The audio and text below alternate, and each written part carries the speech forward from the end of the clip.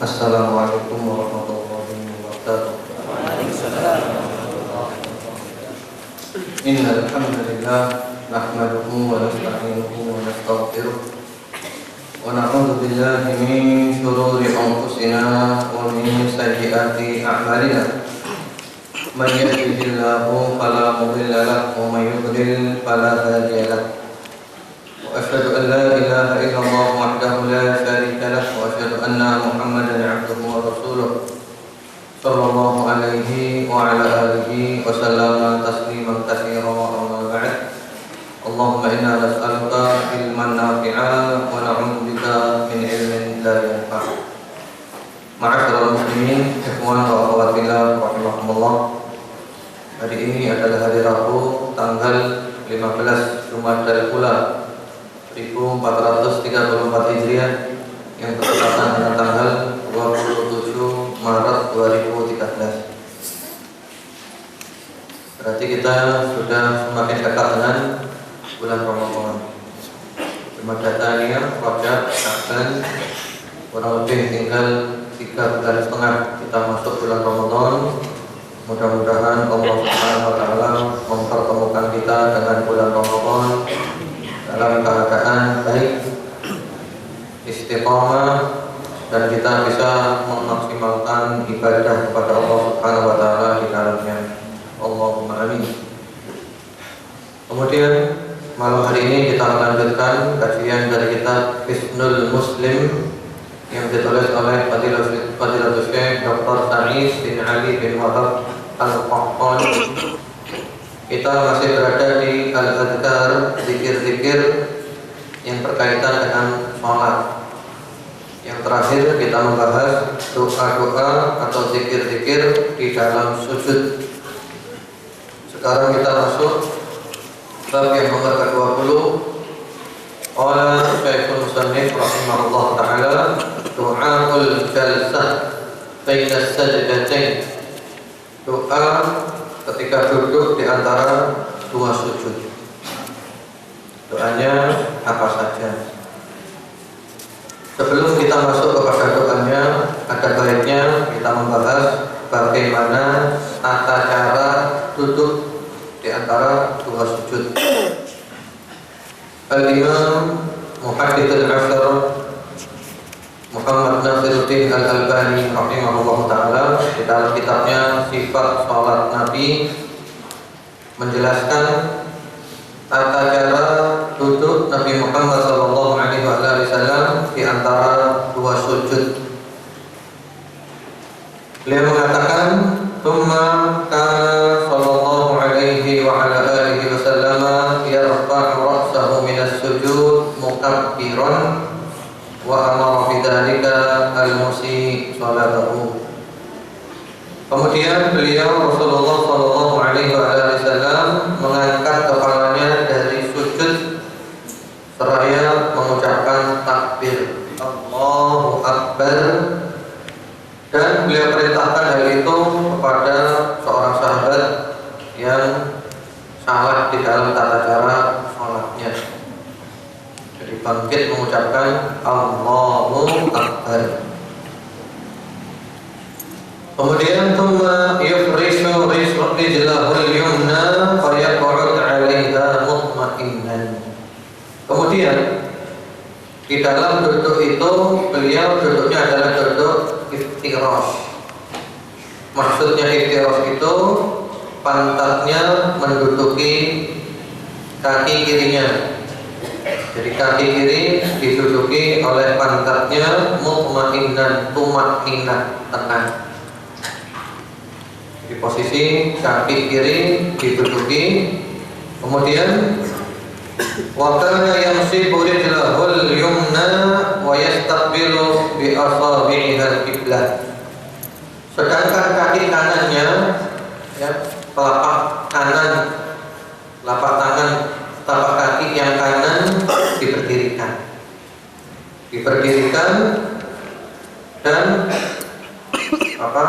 jari-jarinya menghadap kiblat. Jelas saja, namanya duduk iftirash. kaki kiri diduduki oleh pantatnya, kaki kanan telapaknya diberdirikan, jari-jarinya, jari-jari kaki kanannya itu menghadap ke kiblat. Kemudian juga di dalam riwayat yang lainnya beliau bersabda, "Fa idza raka'ta faq'ud 'ala fakhidikal yusra." Apabila kamu bangkit dari sujud, maka duduklah di atas ya paha kirimu. Jadi maksudnya adalah kaki kirinya diduduki. Kemudian di samping duduk iftirash, ada pula duduk yang disunnahkan di antara dua sujud, dan ini jarang dibahas. Namanya al-iq'a'.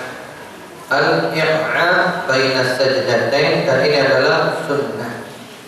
Ini sunnah khusus di antara duduk di antara dua sujud dan tidak disunnahkan ketika tasyahud. Bagaimana iq'a' itu? Al-iq'a' adalah wa kana ahyanan yaq'i yantasibu 'ala 'aqibaihi wa suduri qadamaihi. Yang dimaksud iq'a' itu kedua kakinya diberdirikan ini. Jadi kedua kakinya seperti posisi ketika sujud ya. Diberdirikan, jari-jari menghadap kiblat. Lalu kemudian tumitnya diduduki oleh pantatnya. Jadi pantatnya duduk di tumitnya. Ini sunnah. Ini adalah sunnah. Jadi duduk di antara dua sujud ada dua cara. Cara yang pertama adalah iftirash. Yang pertama tadi. Cara yang kedua adalah al-iq'a', yaitu duduk di tumitnya. Kedua, telapak kakinya diberdirikan, kemudian pantatnya duduk di tumitnya. Ini sunnah. Itu riwayat Imam Muslim dan yang lain-lain. Kemudian juga tumaninah, tenang. Setelah itu zikir-zikirnya di dalam kitab Hisnul Muslim disebutkan dua zikir. Yang pertama-tama adalah Rabbighfirli, Rabbighfirli, itu aja. Ya Rabbi, ampunilah dosa-dosaku. Ya Rabbi, ampunilah dosa-dosaku. Diriwayatkan oleh Al-Imam Abu Dawud, disebutkan di dalam Sahih Ibn Majah melalui jalan sahabat Hudzaifah ibn al-Yaman radhiyallahu ta'ala anhu. Jadi Rabbighfirli, Rabbighfirli. Bahkan ketika Rasulullah sholat malam yang sangat panjang, itu juga rukuknya panjang, sujudnya panjang, termasuk duduk di antara dua sujud juga panjang. Beliau baca ini diulangi, Rabbighfirli, Rabbighfirli, Rabbighfirli, Rabbighfirli, Rabbighfirli, dan seterusnya dibaca panjang. Kemudian berikutnya lagi, yang kedua doanya adalah Allahumma ighfirli warhamni wahdini wajburni wa'afini warzuqni warfa'ni. Nah, ini redaksinya berbeda dengan yang biasa kita bacakan ya. Yang biasa kita baca itu adalah redaksi yang disusun oleh para ulama dari kalangan mazhab Syafi'i, dan itu juga diambil dari hadis. Hanya saja ada satu kalimat yang tidak ada dalilnya. Kita biasa baca kan, Rabbighfirli warhamni wajburni warfa'ni warzuqni wahdini wa'afini wa'fu anni. Wa'fu anni itu tidak ada. Coba antum cari wa'fu anni itu. Antum cari di semua kitab hadis, nemu dan nemu. Tidak akan nemu. Karena memang wa'fu anni itu tidak ada. Tidak ada wa'fu anni. Artinya bagus. Cuman kalau dalam hal sholat kita diperintahkan oleh Rasulullah Muhammad SAW untuk meniru sifat sholat beliau. Sallu kama ra'aitumuni usalli. Kami dulu juga baca itu, tapi setelah tahu tidak ada dalilnya sama sekali, la sahih wala dhaif wala maudhu. Hadis sahih tidak ada, hadis dhaif, hadis palsu juga tidak ada. Tinggal apa sih beratnya ini kan? Ya, apa sih beratnya ini kan? Itu kan, oh, tidak ada hadisnya. Apa beratnya meninggal? Oh, tidak ada hadisnya. Tinggal selesai. Gampang. Enggak, ini mantap Syafi'i. Fanatik sudah. hawa nafsu. Itu namanya adalah hawa nafsu. Bermadhab, monggo silakan. Fanatik kepada madhab, ya tidak ada jalan. Tidak ada jalan menuju fanatik kepada madhab. Kita mau baca sesuai redaksi yang ada, yang kita hafal selama ini boleh. Karena juga ada hadis yang redaksinya disusun oleh Syekh Al-Albani mirip itu. Allahumma firli, Rabbi firli, warhamni, wajburni, warfa'ni, wahdini, wa'amini, warzuqni. Hampir gitu kan? Redaksinya bisa kita baca itu boleh. Rabbi firli, ya Allah, ampunilah hamba. Rabbi firli, warhamni, dan sayangilah hamba. Kita minta ampunan Allah dari dosa-dosa kita, dari kekurangan kita dalam ibadah. Kita minta rahmatnya Allah Subhanahu wa taala. Yang kita harapkan adalah rahmatnya Allah, bukan amal kita. Amal kita tidak ada apa-apa. Kemudian Rabbi firli warhamni wajburni. Wajburni itu adalah ya, sesuatu yang pecah disatukan lagi. Itu namanya adalah wajburni. Jadi Allah itu adalah yang menyatukan segala sesuatu yang pecah, berserakan, disatukan. Jadi kita minta kepada Allah Subhanahu wa taala agar supaya semua yang bercerai-berai dari kita disatukan oleh Allah Subhanahu wa taala. Kita diberi kecukupan oleh Allah Subhanahu wa taala. Ya. Wajburni. Kalau di situ terjemahannya ya, berilah keselamatan atau tutupilah kesalahanku. Ya, gitu ya terjemahannya.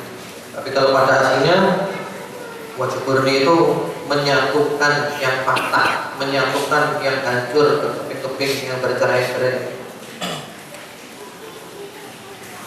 Warfa'ni, tinggikanlah hamba. Kita minta oleh Allah Subhanahu wa taala ditinggikan, diangkat derajat kita. Kemudian warzuqni, berilah hamba rezeki. Minta rezeki kepada Allah Subhanahu wa taala. Wahdini, berilah hamba hidayah. Minta petunjuk kepada Allah Subhanahu wa taala. Wa'afini, minta kepada Allah afiyah. Afiyah itu maknanya banyak. Kalau di situ ya, wa'afini diterjemahkan berilah keselamatan kepadaku. Banyak afiyah itu mencakup sehat, wal afiyah, selamat, sejahtera.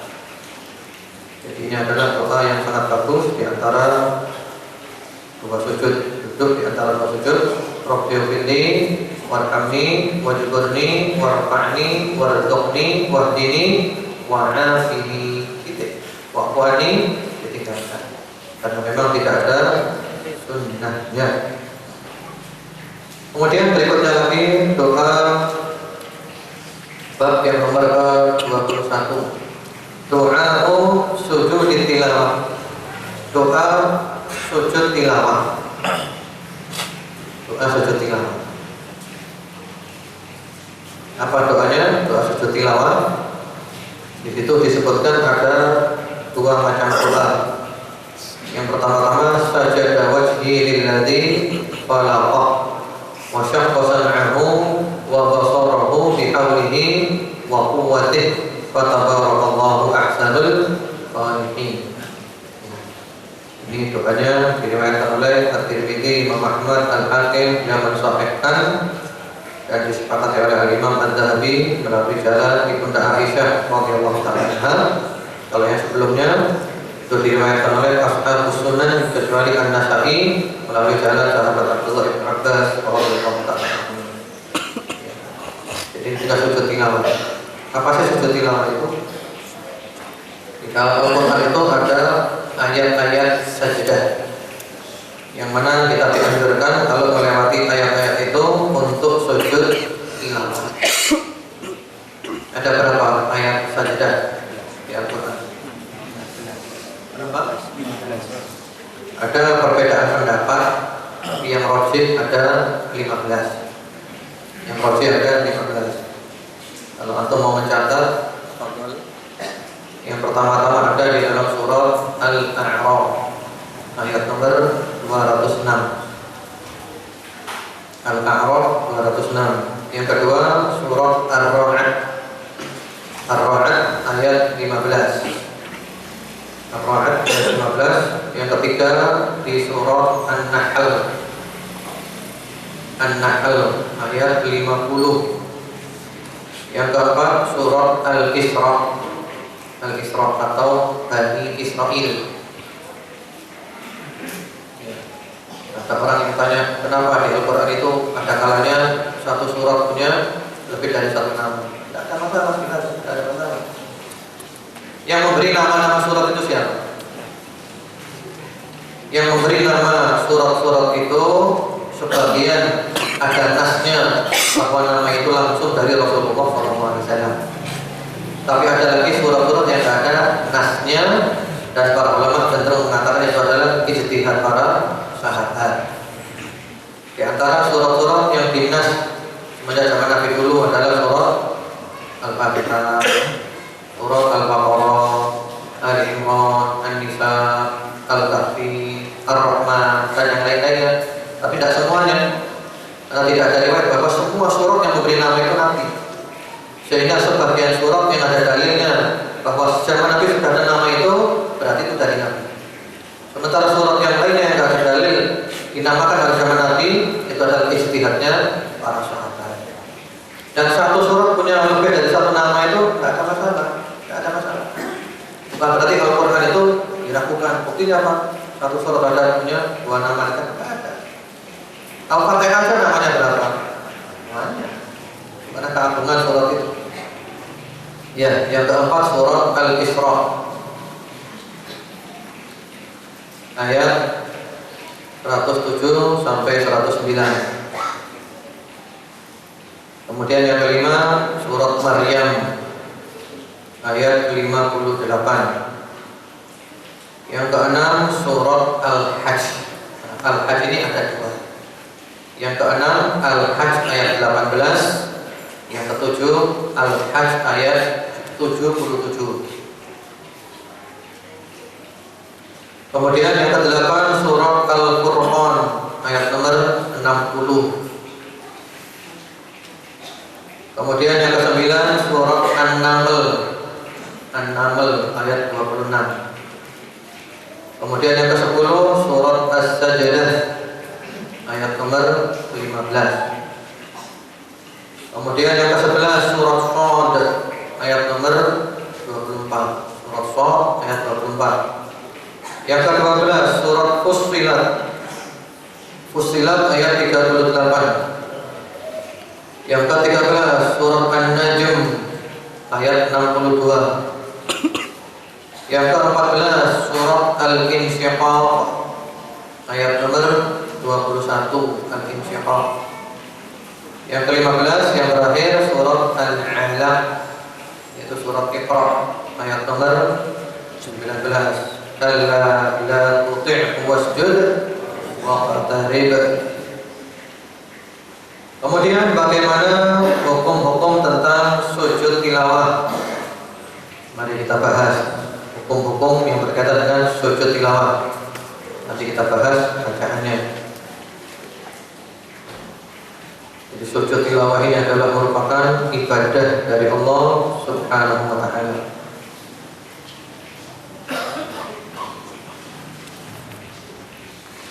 Di antara hukum-hukum yang berkaitan dengan sujud tilawah, jumhur al-fuqaha mengatakan sujud tilawah sunnah. Hukumnya adalah sunnah, tidak wajib ya, sunnah. Sunnah itu artinya kalau dikerjakan dapat pahala, kalau ditinggalkan tidak dosa. Cuman tentu kita kalau tidak mengerjakannya akan rugi karena kita kehilangan pahala. Sunnah. Kemudian juga di antara hukum-hukum yang berkaitan dengan sujud tilawah ini pula ada sebuah hadis bahwa kalau kita baca ayat sujud tilawah kita sujud, setan benar-benar kecewa. Bagaimana di dalam Sahih Muslim rahimahullah taala melalui jalan sahabat Abu Hurairah radhiyallahu taala anhu, Rasulullah sallallahu alaihi wasallam bersabda, "Idza qara'a ibnu Adam fasajada i'tazala syaitan yabki." Apabila anak Adam yaitu manusia membaca ayat sajadah, ayat sujud tilawah, lalu dia sujud maka setan itu pergi mengasingkan diri dan nangis. Setan pergi yang mengasingkan diri dan nangis. Yaqul, sambil mengatakan setan itu, ya waili, umiru ibnu Adam bisujud fasajad falahul jannah wa umirtu bisujud fa abaitu falyannar. Aduhai celakanya aku, anak manusia disuruh sujud, dia mau sujud, maka dia pun mendapatkan surga. Sementara aku disuruh sujud dan aku tidak mau sujud, maka aku mendapatkan neraka. Jadi kalau kita sujud tilawah itu berarti kita mengecewakan setan, membuat setan itu nangis dan terkucilkan. Kemudian kalau kita makmum maka mengikuti imam. Karena itu dan perlunya supaya imam itu disosialisasikan membaca ayat-ayat sujud tilawah, supaya makmum terbiasa dengan sujud tilawah, tidak asing dengan sujud tilawah, paham dengan sujud tilawah. Ini penting sekali. Karena di masjid-masjid kita itu jarang dipraktekkan sujud tilawah, banyak orang yang tidak paham sujud tilawah. Sampai ada kasus, dan ini sering terjadi kasus ini di Mekah dan di Madinah, Masjidil Haram dan Masjid Nabawi. Itu kalau hari Jumat, sholat subuh hari Jumat, itu disunahkan membaca rakaat pertama setelah Al-Fatihah as-sajdah, rakaat kedua setelah Al-Fatihah al-insan. Ini sunnah, dan ini hampir tiap Jumat selalu dipraktekkan di masjid itu. Kadang surat lainnya ya, sering seperti itu. Lah itu biasanya orang-orang Indonesia, terutama di Madinah, sholat di belakang. Ketika imamnya itu sujud tilawah, makmumnya rukuk semuanya, rukuk. Ketika imam bangkit, makmumnya bingung, bro, gimana? Setelah selesai sholat, makmumnya ribut sendiri. Imamnya tadi rukuk 2 kali, imamnya lupa tadi rukuknya 2 kali. Bukan imamnya rukuk 2 kali, Anda yang keliru. Mestinya sujud tilawah malah sujud rukuk. Itu penting dibiasakan. Kemudian kalau makmum belum terbiasa, maka ada kalanya diajarkan dulu. Ini tata cara sujud tilawah. Nanti kita ada sujud tilawah. Jadi makmum mengikuti imamnya. Kemudian pembahasannya pula, apakah sujud tilawah ini hukum-hukumnya sama dengan sujud di dalam sholat? Nah, para ulama berbeda pendapat. Ada sebagian pendapat yang mengatakan tidak sama dengan sujud di dalam sholat. Jadi sujud tilawah itu tidak punya wudu, tidak apa-apa, tidak ada kiblat, tidak apa-apa, dan seterusnya. Pokoknya tidak sama dengan sujud di dalam sholat. Sebagian ulama berpendapat sama dengan sujud di dalam sholat. Syarat-syaratnya sama, yaitu punya wudu, bersih dari atas dan kecil, nutup auratnya, menghadap kiblat, ya, pakai niat sujud tilawah. Dan kalau saya sendiri cenderung pada pendapat yang mengatakan sama dengan sujud di dalam sholat. Itu juga ditegaskan oleh Al-Imam Ibnu Qudamah rahimahullah ta'ala di dalam Al-Mughni. Bahkan juga Al-Imam An-Nawawi rahimahullah ta'ala mengatakan, ya, al-ijma' ala istiratil taharah. Ijma', para ulama bersepakat harus punya wudu. Ya, jadi seperti itu. Jadi punya wudu, menghadap kiblat, menutup aurat dan niat. Terus bagaimana caranya sujudnya? Berbeda antara di dalam sholat dengan di luar sholat. Kalau di dalam sholat ya, misalnya kita baca aja not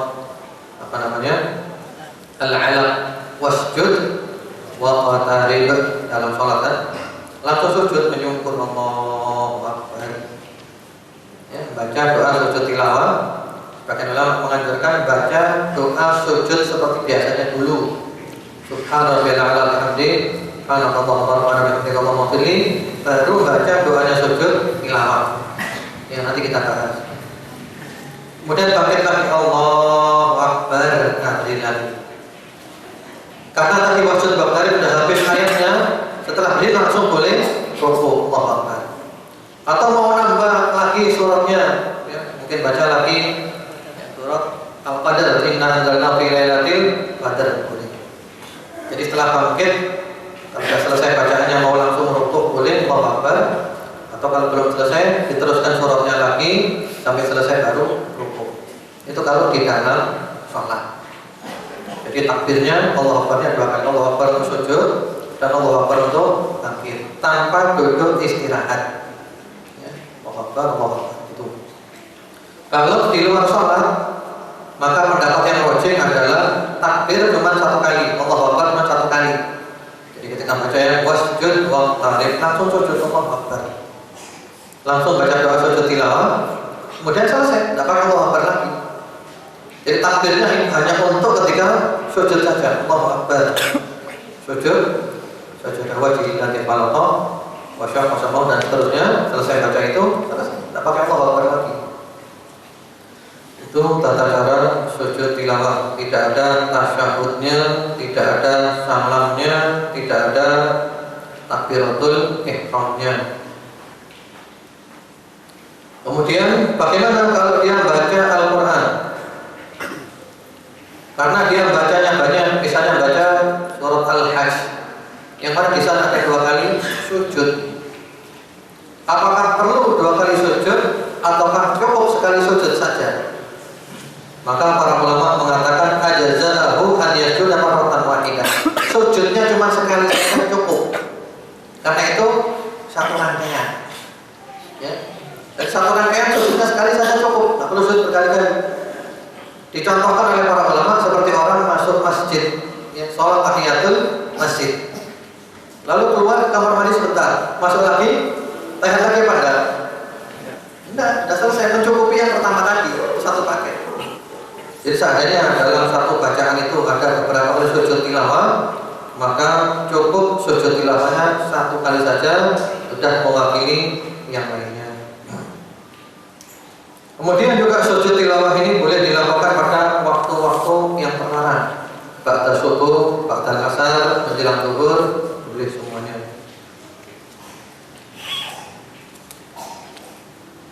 Ya. Itulah beberapa hal yang berkaitan dengan sujud tilawah. Semoga jelas. Sekarang kita masuk doanya.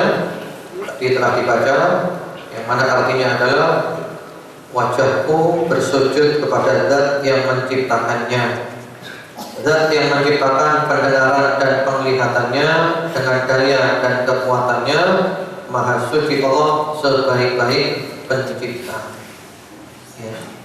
Jadi kita minta kepada Allah Subhanahu Wa Taala supaya pendengaran kita difungsikan dengan baik, bisa mendengarkan dan bisa mengambil pelajaran dari yang kita dengar. Mata kita juga difungsikan dengan baik, bisa melihat dan mengambil pelajaran dari yang kita lihat. Kemudian doa yang nomor 2 adalah Allahumma ktub li biha indaka ajra wa ta'anni biha wizra waj'alha indaka dhufra wa taqabbalha minni kama taqabbaltaha min 'abdika Daud. Ya. Hadisnya diriwayatkan oleh At-Tirmidzi dan juga Al-Hakim. Beliau menyatakan sahih, disepakati oleh Az-Zahabi melalui jalan sahabat Abdullah bin Abbas radhiyallahu ta'ala anhuma. Ya Allah, tuliskanlah untukku dengan sujud ini pahala di sisimu, dan ampunilah karenanya 1 dosaku. Lalu jadikanlah sujud ini sebagai simpanan pahala bagiku di sisimu, serta terimalah sujudku ini sebagaimana engkau menerimanya dari hamba-Mu Daud. Ini bacaan sujud tilawah. Semoga jelas. Berikutnya lagi ada pembahasan tentang tasyahud. Saya kira nanti aja kita bahas pada waktu berikutnya. Wallahu a'lam. Kemudian juga nanti ada pembahasan bagaimana posisi ketika bangkit dari sujud menuju berdiri. Bagaimana tata caranya? Allah nanti aja. Sekarang kita buka sesi tanya jawab. Kalau ada yang ditanyakan, Bapak silakan.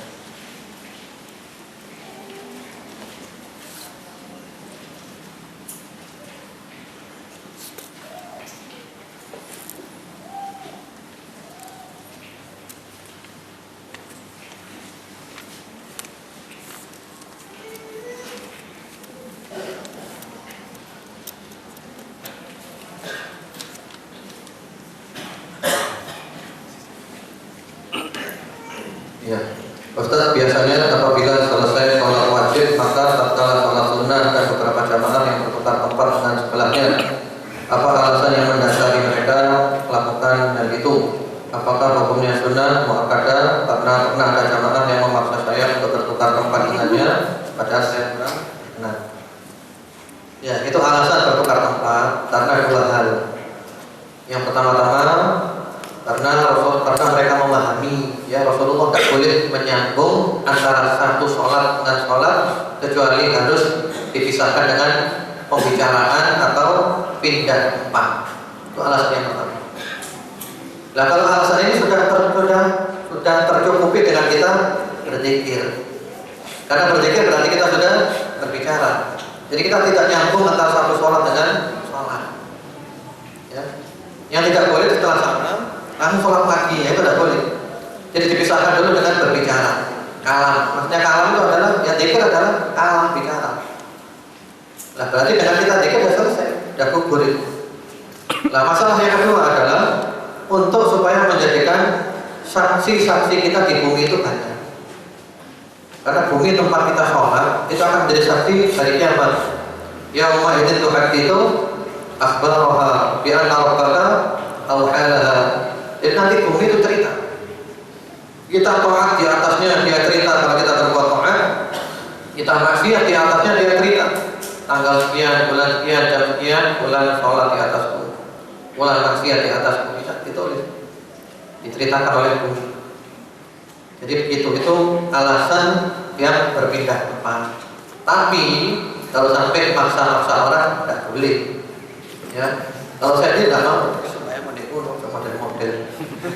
Kalau saya tidak mau dipindahkan, ada apa? Kamu keyakinannya di saya enggak? Saya di sini. Bayang. Kalau ada tempat luang mau pindah, silahkan. Tapi kalau harus nyuruh orang pindah dulu, itu ganggu orang, tidak boleh. Tidak boleh. Jadi kalau ada tempat luang kita mau pindah, silahkan. Kalau tidak ada tempat luang, tidak perlu musir orang, tidak perlu minta orang pindah, tidak bisa diganggu orang. Kalau saya sendiri disuruh pindah kan, untuk memberikan pelajaran bahwa perbuatanmu kayak gini tidak ada sunnahnya, tidak ada. Jangan Nabi dengan sahabat dulu pindahkan sahabat lain untuk sholat, tidak ada. Abu Bakar pindah dulu, Umar sampai ini, tidak ada. Kan maunya ikuti sunnah. Ada mereka lupa bahwa mereka majelis ini benar. Ya. Assalamualaikum warahmatullahi wabarakatuh. Apa dalam jawab tadi, Ustaz, ketika membaca bacaan sholat yang sirri, bagaimana yang disunnahkan? Bagaimana cara yang disunnahkan?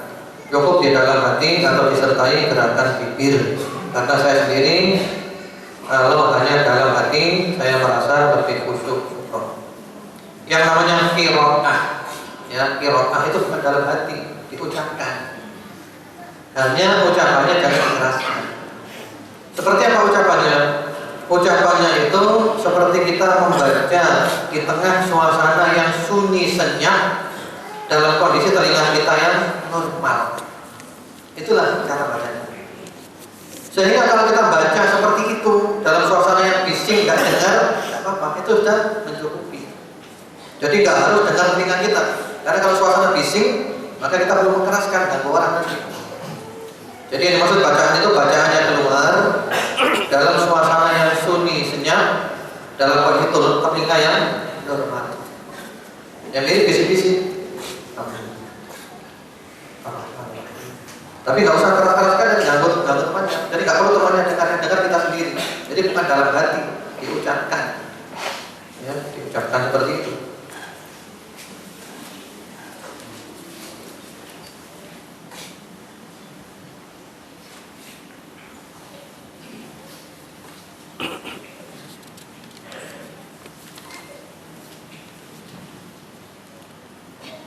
Ustaz, di desa tempat tinggal saya, jika membaca Al-Quran dan menemui ayat sajadah yang dianjurkan ketika sujud, ada bacanya. Mereka cukup membaca Subhanallah, Alhamdulillah, wa la ilaha illallah akbar 3 kali. Apakah tersebut benar dan ada riwayatnya dari Rasulullah? Mohon bacaannya, Ustaz. Iya. Bukan hanya itu sebenarnya. Termasuk mereka juga mengatakan kalau masuk masjid hanya dengan baca ini, subhanallah, alhamdulillah, wala ilaha illallah, Allahu akbar. Tidak ada sunnahnya itu. Jadi yang ada pilihannya dua, sujud tilawah atau tidak, tahiyatul masjid atau tidak. Tidak ada gantinya, tidak ada alternatifnya. Ya. Jadi kalau tidak baca, ya tidak ada sunnah, tidak ada alternatifnya. Jadi pilihannya baca atau tidak baca.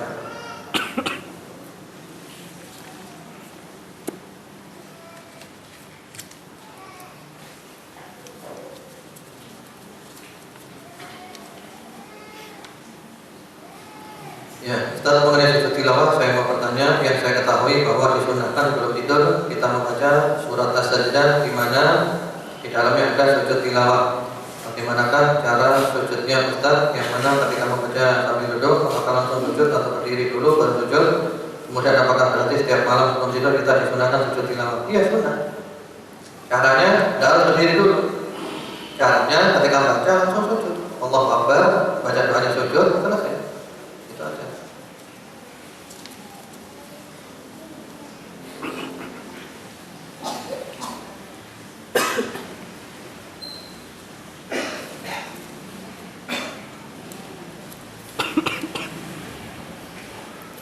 Kalau lagi hafalan Al-Quran, apakah juga pakai sujud tilawah? Ya. Sujud tilawah sekali saja cukup. Karena kan bacanya diulang-ulang kan. Sujud tilawahnya sekali saja sudah cukup.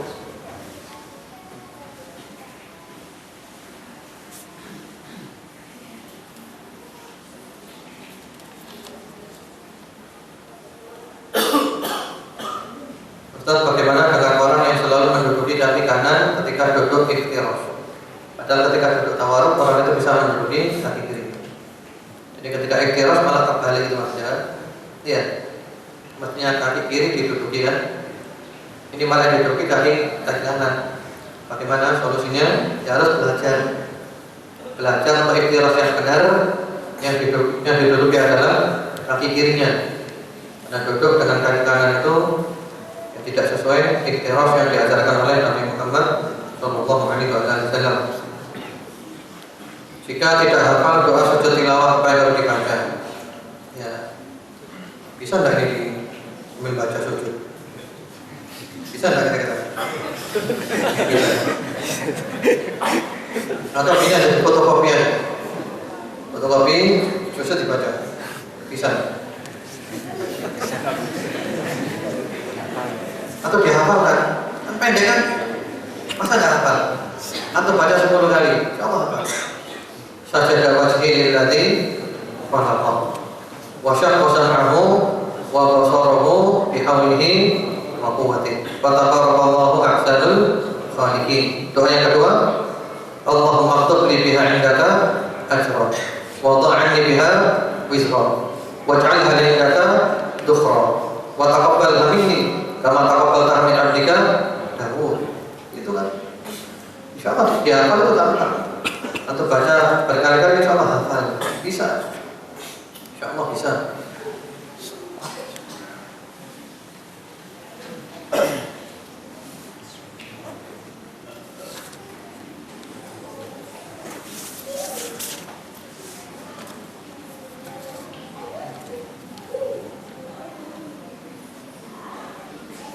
Sebaiknya bagaimana saat sholat berjamaah satpam tetap berjaga dengan alasan keamanan? Apakah berdosa takmir membiarkan satpam sholat sendirian tidak ikut berjamaah? Masalah ini pernah kami tanyakan kepada para ulama. Pertanyaannya mirip ini. Di antaranya pertanyaannya tentang askar yang menjaga para imam di Masjidil Haram. Mereka tidak ikut sholat jaga imam. Boleh demi keamanan. Karena kalau tidak dijaga, tiba-tiba ada orang mau mencelakakan, bahaya. Itu boleh. Bahkan kami juga tanya tentang sholat Jumat. Waktu itu pertanyaan kami adalah tentang sebuah perusahaan, yang mana perusahaan itu yang pabrik kerjanya 24 jam, tidak bisa ditinggal. Sehingga yang dapat giliran kerja hari Jumat otomatis meninggalkan sholat Jumat. Boleh atau tidak sih? Jawabannya boleh, tapi usahakan. Yaitu rolling gantian. Jumat ini kelompok A, Jumat ini Jumat depan kelompok B. Sehingga orang itu tidak meninggalkan Jumat terus-menerus. Jadi meninggalkan Jumatannya itu gantian. Karena perusahaan tidak bisa ditinggal, nanti jalan terus mesinnya. Ditinggalkan, ya hancur. Jadi boleh gantian. Jadi mungkin dibagi 4 kelompok. Kelompok 1, kelompok 2, kelompok 3, kelompok 4. Sehingga dalam sebulan itu mereka hanya meninggalkan Jumat 1 kali. Ya, apakah diperbolehkan saat sholat berjamaah kita menjawil? Ya, menjawil jamaah sebelah kita yang mana dia adalah anak-anak yang sedang ramai. Sah apa tidak sholat kita? Tidak apa-apa, boleh itu. Itu gerakan yang ada perlunya. Jadi mungkin di sebelah kita anak sholat ya ramai, kita pegang ini. Atau kita pendiri. Tidak apa-apa, boleh, tak ada perlunya.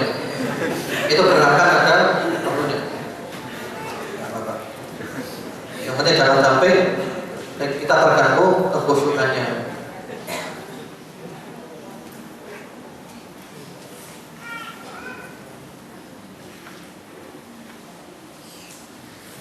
Ya, jika kita sholat berjamaah berdua dengan istri kita, posisi istri kita sebagai makmum, apakah sejajar, agak mundur atau di belakang? Yang benar di belakang. Jadi posisinya istri itu di belakang. Kecuali kalau rumahnya tidak cukup, maka fattaqullaha mastata'tum, bertakwalah kepada Allah semampu tak bisanya.